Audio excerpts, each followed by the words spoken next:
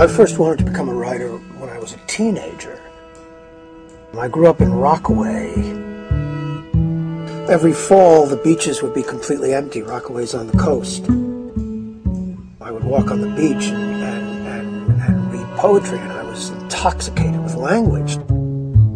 I would read and feel the energy of the waves, and something got inside me, and I wanted to write. I had absolutely nothing to say, but I knew I wanted to speak. My father didn't approve of my being a writer. He used to look at me scribbling in my notebooks all the time with my little private, sullen adolescent self, and he would say, that and 20 cents, which I believe was what the subway fare was at the time, that and 20 cents will get you on the goddamn subway.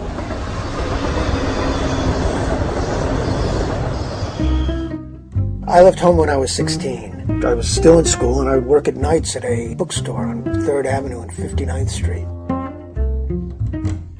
My father wanted me to join the family business. There's a little scrap metal business. And after I refused this offer, which was no little thing for him to make, I was on my own.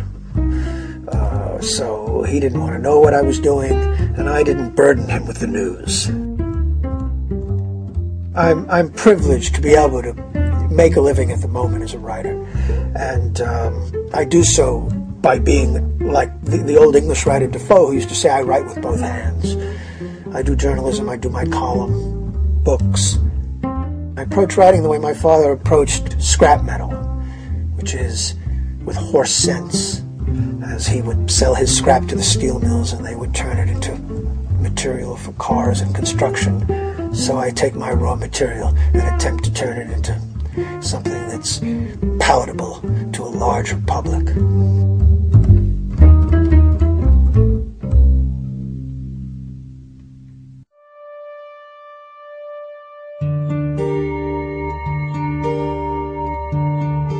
Hurry Down Sunshine is a book that took hold of me, rather than my taking hold of it.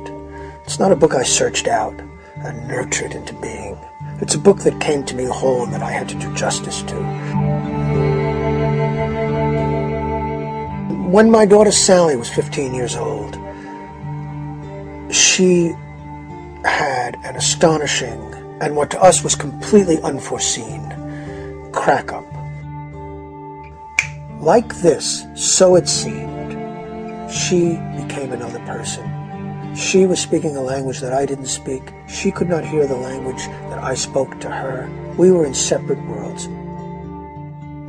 She was in psychosis. Later diagnosed as severe bipolar mania, a very severe case of it. The experience of seeing it stabbed me deeply, and I couldn't believe it. I couldn't believe that what was happening. It seemed like science fiction, that this person who I knew as well as anyone in the world was suddenly completely separated from me and was impenetrable. It was like watching a death over and over.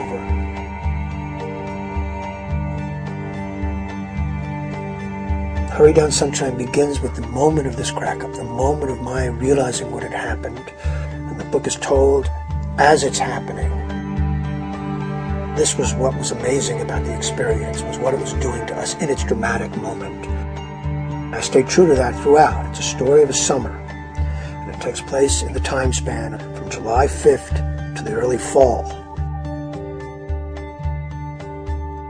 I consider this book to be in the humanist tradition, in the sense that it brings our compassion and our ability to enter into the experience of other people. This is always what literature has done for me at its highest level. And whether I do this or not is another story, but this is what I attempt to do, to explain everything as part of human frailty. All of us, not just my daughter's illness, but all of us as we go through it with her, through the storm of her illness, and through what was the most significant summer of my life and of hers.